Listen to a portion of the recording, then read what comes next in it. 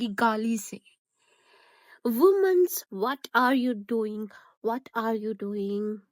As a woman हो के तुम कैसे गाली दे सकते हो यार? Shame shame shame shame shame. Woman हो के वुमन के गाली देते हो? ना ना, तुम लोग माँ की बहन की नहीं बोल सकते, नहीं बोल सकते।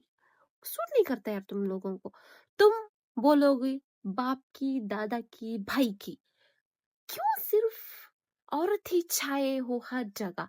नहीं, इक्वालिटी, उनको भी कुछ फेमस होने का मौका दो यार। क्या कर रहे हो तुम लोग?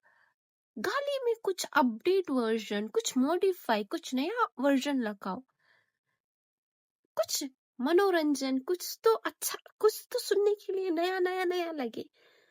नहीं यार, मुझे से अच्छा नहीं लगता, नहीं अच्छा लगता। अब सुन के बस हो गया माँ की, बहन के, अब